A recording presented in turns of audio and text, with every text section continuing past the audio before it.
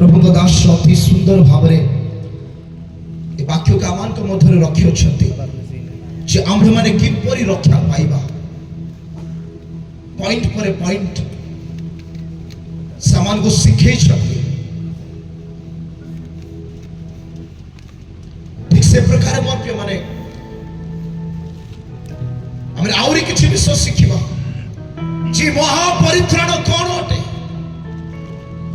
कहीं की लेखा गला यह महापरित्राण अटे बोली महापरित्राण अर्थ कौन आमे किछि विषय शिखिबा थैंक यू होली एप्री लोक मान निकट को जो पुस्तक लिखा जाइए मर्प्य मान आशा करा जाउछे प्रेरित पाउल लिखि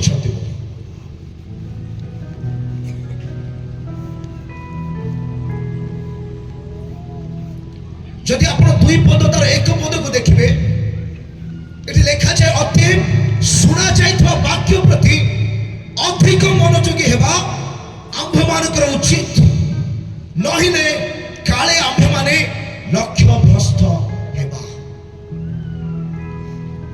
ए वाक्य लिखा पछरे ए पत्र लिखा पछरे गोटे बहुत बड़ उद्देश्य लेखक अछि काहे कि से पत्र लिखुछन्ति जानि छथि मते माने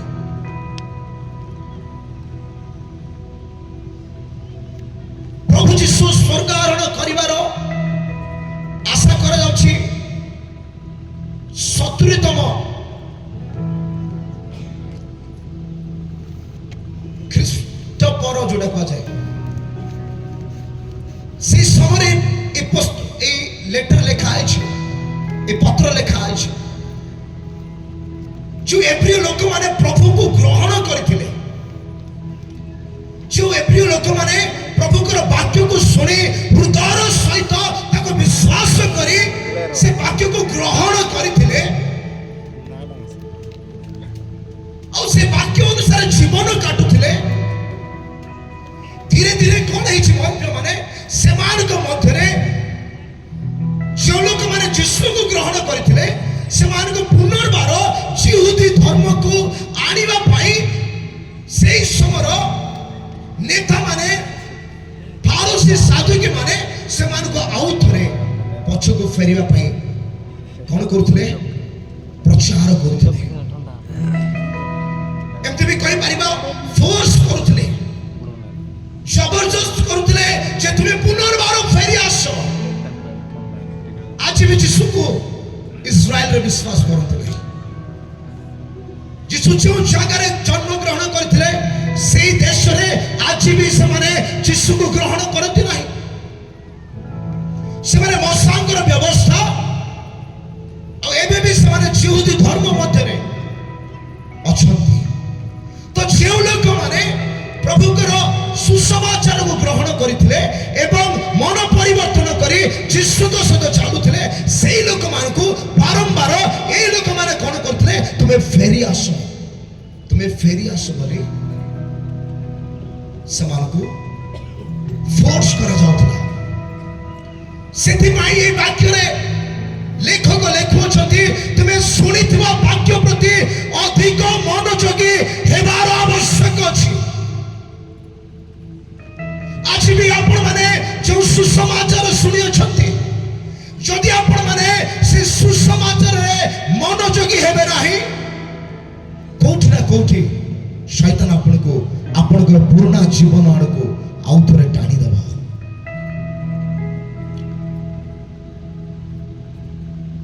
जदि प्रतिदिन आपण न्यूज देखिबे एमती किछि लोक अछथि जो माने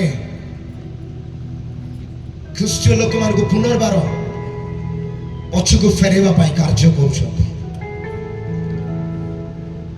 कि जानि छथि न्यूज रे देखुथिबे आज एते लोक से माने ख्रीष्ट धर्म को छाड़िले आउ थरे से माने निजर ये को फेरिले बोली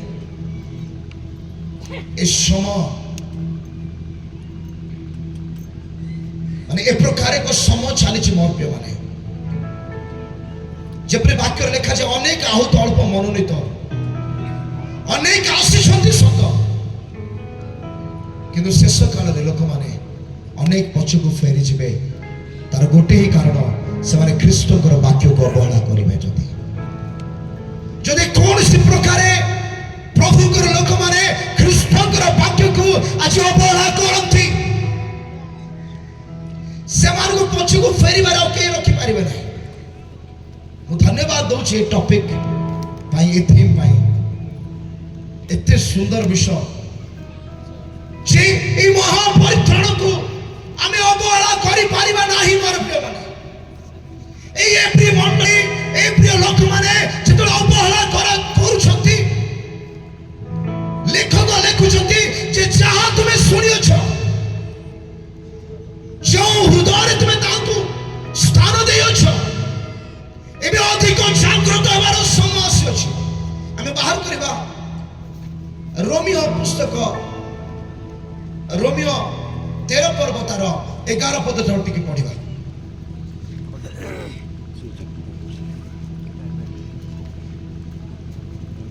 କି ଜଣ ପଢନ୍ତୁ, ମାଇକ ରେ ପଢନ୍ତୁ, ଭଲ ହବ।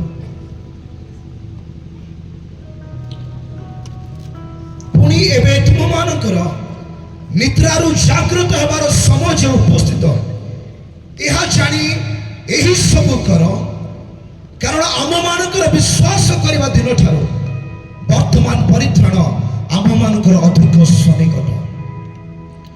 ରାତ୍ରି ପାହାନ୍ତା ହେଉଅଛି, ଦିବସ ସନ୍ନିକଟ। ଅତଏବ ଆସ, ଆମେମାନେ ଅନ୍ଧକାରର କର୍ମ ସବୁ ପରିତ୍ୟାଗ କରି ଆଲୋକର ସଜା ପରିଧାନ କରୁ। ରଙ୍ଗର ସବୁ ମତ୍ତତାରେ, ଲମ୍ପଟତା ଓ କାବୁକତାରେ, ବିବାଦ ଓ ଈର୍ଷାରେ ଆଚରଣ ନ କରି ଆସ, ଆମେମାନେ ଦିବସର ବିହିତ ଭଦ୍ର ଆଚରଣ କରୁ। ପୁଣି ପ୍ରଭୁ ଯୀଶୁ ଖ୍ରୀଷ୍ଟଙ୍କୁ ତୁମେମାନେ ବସ୍ତ୍ର ରୂପେ ପରିଧାନ କର, ଆଉ କୁଅ ବିଳାସ ଉଦ୍ରେକ କରିବା ସକାଶେ ଶରୀର ନିମନ୍ତେ ଆୟୋଜନ କର ନାହିଁ। ମୋର ପ୍ରିୟମାନେ, ଏ ଜାଗାରେ ଲେଖାଯାଏ ଯେଉଁ ପରିତ୍ରାଣରେ ଆମେ ବିଶ୍ୱାସ କରିଅଛୁ, সেই ପରିତ୍ରାଣର ଦିନ ଆଜି ଅଧିକ ସନ୍ନିକଟ ହୋଇଅଛି। ହଁ କି ନାହିଁ? ହଁ କି ନାହିଁ? ହସ୍ତ ଉଠେଇ କହିବେ କି ହଁ ବୋଲି? ଆଜି ପରିତ୍ରାଣର ଦିନ ଅଧିକ ସନ୍ନିକଟ ହୋଇଅଛି।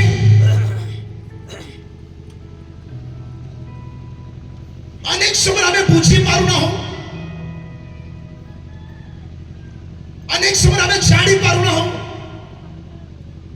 କିନ୍ତୁ ପ୍ରଭୁଙ୍କ ବାକ୍ୟରେ ଲେଖା ହେଉଛି ତୁମେ ମାନେ ନିଦ୍ରାରୁ ଜାଗ୍ରତ ହେବାର ସମୟ ଉପସ୍ଥିତ। ଆଜି ମଣ୍ଡଳୀ ଶୋଇ ପଡ଼ିଛି, ଆଜି ବିଶ୍ୱାସୀ ମାନେ ଶୋଇ ପଡ଼ିଛନ୍ତି। ଆଜି ଯଦି ଆମେ ଶୋଇ ପଡ଼ିଛୁ, ମୋର ପ୍ରିୟ ଲୋକମାନେ, ଆଜି ଜାଗ୍ରତ ହେବାର ସମୟ ଆସିଅଛି। ଯଦି ସମୟ ଥାଉ ଥାଉ ଆମେ ଜାଗ୍ରତ ହେବା, ତାହେଲେ ସେ ମହାନ ପରିତ୍ରାଣର ଦିନକୁ ଆମେ ଦେଖିବା। Hallelujah, hallelujah, hallelujah, hallelujah. କେତେ ମିଟିଂ ହେଉଛି, କେତେ ସଭା ହେଉଛି, କେତେ କଣ କରାଯାଉଛି ଆଜି ଲୋକମାନଙ୍କୁ ଜାଗ୍ରତ ରଖିବା ପାଇଁ। କେତେ ଟଙ୍କା ଖର୍ଚ୍ଚ ହେଉଛି।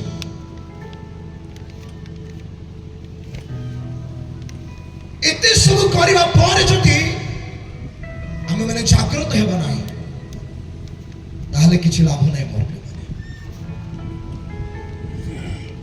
ଆଜି କିଏ କିଏ ଜାଗ୍ରତ ହେବା ପାଇଁ ଚାହୁଁଛନ୍ତି? କିଏ କିଏ ନିଦ୍ରାରୁ ଉଠିବା ପାଇଁ ଚାହୁଁଛନ୍ତି? ନିଦ୍ରା ମାନେ କଣ?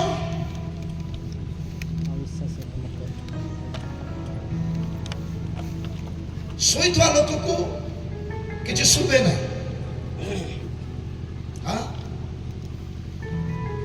ଏ ଭାଇ ଆମେ ପ୍ରଭୁଙ୍କ ପାଇଁ ବଞ୍ଚିବା କଲେ ସେ ଆଉ ଟିକେ ଘୁଙ୍ଗୁଡ଼ି ମାରେ। ଶୋଇଥିବା ଲୋକ ସେ ବଞ୍ଚିଛି ସତ କିନ୍ତୁ ସେ କିଛି କରିବା ପରିସ୍ଥିତିରେ ନାହିଁ। ମୋର ପ୍ରିୟମାନେ ଆତ୍ମିକ ଭାବରେ ନିଦ୍ରା ହେଉଛି ଅନ୍ଧକାର ମଧ୍ୟରେ ପ୍ରବେଶ କରିବା ବା ଅନ୍ଧକାରର କର୍ମ ସବୁକୁ ଆପଣେଇବା। ଆଜି ମଣ୍ଡଳୀ ମଧ୍ୟରେ ପ୍ରଭୁକୁ ଜାଣିବା ବ୍ୟକ୍ତି ମାନେ ସେମାନେ କୋଉଠି ନା କୋଉଠି ଶୁଣା ଯାଇଥିବା ବାକ୍ୟ ପ୍ରତି ଅବହେଳା ହୋଇ ଆଜି ନିଦ୍ରା ମଧ୍ୟରେ ପ୍ରବେଶ କରିଅଛନ୍ତି, ଅନ୍ଧକାର କର୍ମ ସବୁରେ ଲିପ୍ତ ହୋଇଅଛନ୍ତି। ହେଇଛନ୍ତି କି ନାହିଁ? କିଏ କିଏ ଜାଣିଛନ୍ତି ହେଇଛନ୍ତି ବୋଲି? କିଏ କିଏ ଅନୁଭବ କରୁଛନ୍ତି ହେଇଛନ୍ତି ବୋଲି? ଏଥିପାଇଁ ପ୍ରଭୁ ଆମମାନଙ୍କୁ ଆହ୍ୱାନ କରିନାହାନ୍ତି, ଏଥିପାଇଁ ପ୍ରଭୁ ଆମମାନଙ୍କୁ ଡାକି ନାହାନ୍ତି। ମୋର ପ୍ରିୟମାନେ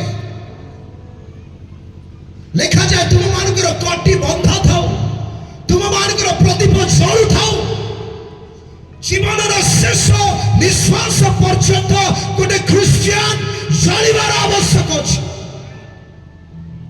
ତାର ପ୍ରଦୀପ କେବେ ଲିଭିବା ଆବଶ୍ୟକ ନାହିଁ। ଯଦି ପ୍ରଦୀପ ଲିଭି ଯାଉଛି ତାକୁ ପୁନର୍ବାର ପ୍ରଜ୍ୱଳିତ କରିବାର ଆବଶ୍ୟକ ଅଛି। ଆମକୁ ସବୁବେଳେ ଖ୍ରୀଷ୍ଟରେ ଜାଗ୍ରତ ହେବାର ଆବଶ୍ୟକ ଅଛି। ମୋ ପ୍ରିୟମାନେ ଯଦି ଆପଣ ଖ୍ରୀଷ୍ଟରେ ଜାଗ୍ରତ ହେବେ, ମୁଁ କାଲି କହୁଥିଲି ଗୋଟେ ମହିମା ଅପେକ୍ଷା କରିଛି ଆପଣଙ୍କୁ, ଗୋଟେ ଗ୍ଲୋରି ଆପଣଙ୍କୁ ଅପେକ୍ଷା କରିଛି। ଆଜି ଲୋକମାନେ ଜାଣିନାହାନ୍ତି ଯେ ପ୍ରଭୁ ମୋ ପାଇଁ କଣ ରଖିଅଛନ୍ତି। ଯଦି ମୁଁ ଖ୍ରୀଷ୍ଟଙ୍କ ଠାରେ ରହିବି ମୁଁ କଣ ଦେଖିବି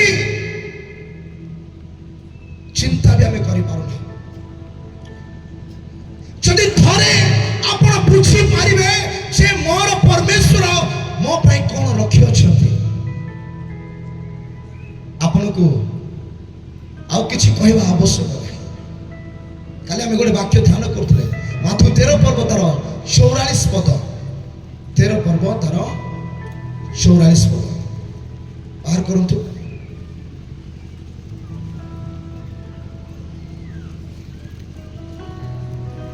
ସ୍ୱର୍ଗ ରାଜ୍ୟ କ୍ଷେତ୍ରର ଗୁପ୍ତ ହୋଇଥିବା ଧନ ସଦୃଶ। ଜଣେ ଲୋକ ତାହା ଦେଖି ଗୋପନ କରି ରଖିଲା ଓ ଆନନ୍ଦରେ ଯାଇ ଆପଣାର ସର୍ବସ୍ୱ ବିକ୍ରୟ କରି ସେହି କ୍ଷେତ୍ରକୁ କ୍ରୟ କଲା। ଏଠି ଲେଖାଯାଏ ସ୍ୱର୍ଗ ରାଜ୍ୟ କ୍ଷେତ୍ରରେ ଗୁପ୍ତ ହୋଇଥିବା ଏକ ଧନ ସଦୃଶ। ସ୍ୱର୍ଗ ରାଜ୍ୟ କଣ? ସମସ୍ତେ କହିବା, ସମସ୍ତେ କହିବା। ଏଠି ଜୀବିତ ଲୋକମାନେ ଅଛନ୍ତି ଅଛନ୍ତି ତ? ଆଜ୍ଞା ଟିକେ ସ୍ୱର ଉଣା କରନ୍ତୁ ନାହିଁ। ଜୀବିତ ଲୋକମାନେ ଅଛନ୍ତି? ଏଠି ସ୍ୱର୍ଗ ରାଜ୍ୟ କଣ ବୋଲି ଲେଖା ଅଛି? ଗୁପ୍ତ ଧନ ସଦୃଶ ବୋଲି ଲେଖାଯାଏ। ହେଲେ ଗୋଟେ ବ୍ୟକ୍ତି ସେଇ ଗୁପ୍ତ ଧନକୁ ଦେଖିଦେଲା। ସେ ଯାଉଥିବା ଅବସ୍ଥାରେ ସେ ଗୁପ୍ତ ଧନକୁ ଦେଖିଦେଲା। ଗୋଟେ ପ୍ରଭୁ ଉଦାହରଣ ଦେଇଛନ୍ତି, ମୁଁ ମଧ୍ୟ ଆପଣମାନଙ୍କୁ ଉଦାହରଣ ଦ୍ୱାରା ବୁଝାଇବା ପାଇଁ ଚାହିଁବି। ଯଦି ଆପଣ ବୁଲୁଥିବା ସମୟରେ ଏଇ ବିଲ ଜମିରେ ଆପଣ ଦେଖିଲେ ଗୋଟେ ଜାଗାରୁ କିଛି ତରଳ ପଦାର୍ଥ ବାହାରୁଛି, ଗୋଟେ କ୍ଷେତ୍ରରେ ଆପଣ ଦେଖିଲେ, ଆପଣ ଯାଇକି ଦେଖୁଛନ୍ତି ସେଇଠି ସମସ୍ତେ ଜାଣିଛୁ ପେଟ୍ରୋଲ ବାହାରୁଛି। ପେଟ୍ରୋଲ କଣ ବାହାରୁଛି? ପେଟ୍ରୋଲ ବାହାରୁଛି। ଲିଟର କେତେ ଆଜ୍ଞା? 104 ନା ମିନିମମ୍ 100। ଦେଖନ୍ତୁ ଯେତେବେଳେ ଆପଣ ଦେଖୁଛନ୍ତି ଯେ ସେଇ କ୍ଷେତ୍ରରେ ପେଟ୍ରୋଲ ବାହାରୁଛି, ଆପଣ ଭଲରେ ଦେଖୁଛନ୍ତି ସେଟା ଗୋଟେ ଖଣି ଅଟେ। ପେଟ୍ରୋଲ ଆଉ କେବେ ବନ୍ଦ ହେବାର ଚାନ୍ସ ନାହିଁ, କଣ୍ଟିନ୍ୟୁ ସେଠି ବାହାରୁଥିବ। ଆପଣ କଣ କରିବେ? ସମସ୍ତଙ୍କୁ ଯାଇକି କହିବେ? କିଏ କିଏ ଯାଇକି ସମସ୍ତଙ୍କୁ କହିବେ? ମୁଁ ହେଲେ କହିନଥାନ୍ତି, ମୁଁ ହେଲେ କାହାକୁ କହିନଥାନ୍ତି, ମୁଁ ଗୁପ୍ତରେ ରଖିଥାନ୍ତି। ଆଉ ମୁଁ ଯାଇଥାନ୍ତି ସେ ଜାଗାର ମାଲିକ କିଏ, সেই স্থানର ମାଲିକ, সেই କ୍ଷେତ୍ରର ମାଲିକ କିଏ ମୁଁ ଖୋଜିଥାନ୍ତି। ଆଉ ମୁଁ ପ୍ଲାନ୍ କରିଥାନ୍ତି କେମିତି সেই କ୍ଷେତ୍ରକୁ ମୁଁ କିଣିବି। ଯଦି ମୁଁ ଦେଖୁଛି ମୋର ଘରେ ସେତିକି ସମ୍ପତ୍ତି ନାହିଁ, ସେତିକି ଟଙ୍କା ନାହିଁ,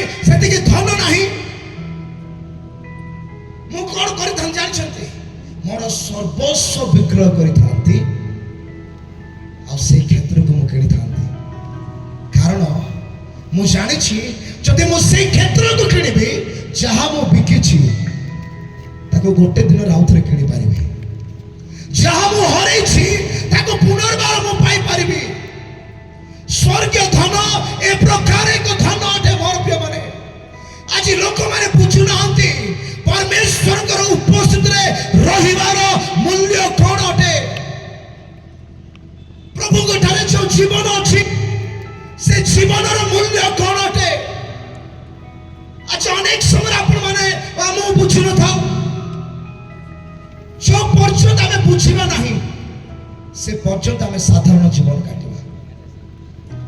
ଯେମିତି ମଦ ପିଉଥିଲା ଆଜ୍ଞା ସେମିତି ମଦ ପିଉଥିବା। ଯେମିତି ନାଶ ଖାଉଥିଲୁ ଆମେ ସେମିତି ନାଶ ଖାଉଥିବା। ଯେମିତି ଅଭଦ୍ର କଥା ଗୁଡ଼ିକ ଆମ ମୁଖରୁ ବାହାରୁଥିଲା ତାହା ବାହାରୁଥିବ। ବହୁତ ସୁନ୍ଦର ବିଷୟ ପ୍ରଭୁଙ୍କ ଦାସ ଶିଖେଇଲେ। ପ୍ରଥମରେ ଆମମାନଙ୍କୁ ପବିତ୍ର ହେବାର ଆବଶ୍ୟକ ଅଛି କାରଣ ପବିତ୍ରତା ଏକ ଆହ୍ୱାନ ଅଟେ। ପ୍ରଭୁ ଯୀଶୁ କହିଲେ ସିଦ୍ଧ ହୁଅ କାରଣ ତୁମମାନଙ୍କ ସ୍ୱର୍ଗସ୍ଥ ପିତା ସିଦ୍ଧ ଅଟନ୍ତି। ଭିତରେ ଲେଖୁଛନ୍ତି ପବିତ୍ର ହୁଅ କାରଣ ତୁମମାନଙ୍କର ଆହ୍ୱାନକର୍ତ୍ତା ପବିତ୍ର ଅଟନ୍ତି। ଯେଉଁ ପର୍ଯ୍ୟନ୍ତ ଆମେ ପବିତ୍ରତାରେ ସ୍ଥାନ ଦେଇନାହୁଁ ଈଶ୍ୱରଙ୍କର ମହିମା ଆମେ ଦେଖିପାରିବା ନାହିଁ। ଆଉ ଯେଉଁ ସମୟରେ ମୋର ପ୍ରିୟମାନେ ଶରୀରର କର୍ମ ସବୁକୁ ଆପଣ ପରିତ୍ୟାଗ କଲେ ଆଉ ପରମେଶ୍ୱରଙ୍କ ନିକଟବର୍ତ୍ତୀ ହେଲେ ଆପଣଙ୍କ ଦ୍ୱାରା ସେ ଜୀବିତ ପରମେଶ୍ୱର ମହାନ କାର୍ଯ୍ୟ କରିବେ। କିଏ ଚାହୁଁଛନ୍ତି ପ୍ରଭୁ ମୋ ଦ୍ୱାରା ମହାନ କାର୍ଯ୍ୟ କରନ୍ତୁ? ଚାହୁଁଛନ୍ତି? ଦେଖ ଭଲରେ ହାତ ଟେକିଲେ ବି। ହଁ ହାଲେଲୁୟା। କିଏ ଚାହୁଁଛନ୍ତି ପ୍ରଭୁ ମୋ ଦ୍ୱାରା ମହାନ କାର୍ଯ୍ୟ କରନ୍ତୁ ବୋଲି? କେତେବେଳେ କରିବେ ଆଜ୍ଞା? ସମସ୍ତେ କହିବା କେତେବେଳେ କରିବେ? କେତେବେଳେ କରିବେ? ଯେତେବେଳେ ମୁଁ ଶୁଣିଥିବା ବାକ୍ୟ ପ୍ରତି ଅଧିକ ମନୋଯୋଗୀ ହେବେ। ଯେଉଁ ପର୍ଯ୍ୟନ୍ତ ଈଶ୍ୱରଙ୍କର ବାକ୍ୟକୁ ଏ ହୃଦୟରେ ଆପଣ ସ୍ଥାନ ଦେଇନାହାନ୍ତି ହଜାରଟା ମିଟିଂ ବା ସଭା ଆଟେଣ୍ଡ କଲେ ବି କିଛି ଲାଭ ହବ ନାହିଁ। ଲାଭ ହବ କି ଆଜ୍ଞା? ହବ କି? କିଛି ଜଣ କହୁନାହାନ୍ତି କଣ ପାଇଁ? କିଛି ଜଣଙ୍କୁ ଲାଜ ଲାଗୁଛି ହାତ ଉଠାନ୍ତୁ।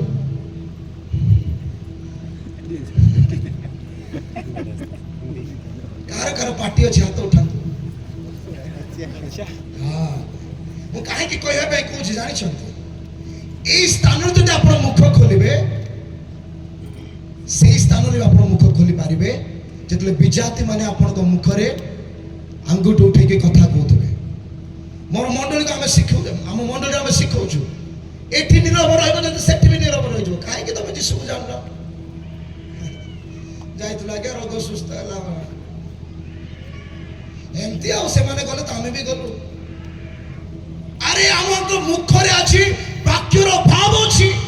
ଯେ ସାମ୍ନା ବାଲା ଆପଣଙ୍କୁ ପଚାରୁଛି ଯଦି ଆପଣଙ୍କ ପାଖରେ ବାକ୍ୟ ଅଛି ଆପଣ ଉଚିତ ଜବାବ ଦେବେ। ହେଇପାରେ ସେଇ କଥା ସେଇ ବାକ୍ୟ ସେଇ ବ୍ୟକ୍ତିକୁ ପରମେଶ୍ୱରଙ୍କ ନିକଟକୁ ଆଣିପାରିବେ। ତେଣୁକରି ମୁଁ କହୁଛି ମୁଖ ଖୋଲନ୍ତୁ, କୁହନ୍ତୁ ହଁ ନାଇଁ ହାଲେଲୁୟା ଯାହା ପଚରା ଯାଉଛି ମୁଖ ଖୋଲନ୍ତୁ ଆଜ୍ଞା। ଯେତେବେଳେ ଈଶ୍ୱରଙ୍କର ବାକ୍ୟକୁ ଆପଣ ନିଜ ହୃଦୟରେ ସ୍ଥାନ ଦେବେ ଆପଣଙ୍କର ଜୀବନ ପରିବର୍ତ୍ତନ ହେବା ଆରମ୍ଭ ହେବ। ଆପଣଙ୍କ ଜୀବନ ମଧ୍ୟରୁ ଆଲୋକ ନିର୍ଗତ ହେବା ଆରମ୍ଭ ହେବ। ମୁଁ ସତ କହୁଛି ମୁଁ ଗୋଟେ ଯୁବା, ମୁଁ ପ୍ରଭୁଙ୍କର ଦାସଙ୍କ ପରିବାରରେ ରହିକି ମଧ୍ୟ ଯେଉଁ ପର୍ଯ୍ୟନ୍ତ ପରମେଶ୍ୱରଙ୍କର ବାକ୍ୟକୁ ମୋ ଜୀବନ ସ୍ଥାନ ଦେଇନଥିଲି ସେ ଦିନ ଯାଇ ଗୋଟେ ଅର୍ଡିନାରୀ ଲାଇଫ କାଟୁଥିଲି। ଅର୍ଡିନାରୀ ସାଧା ଲାଇଫ କାଟୁଥିଲି।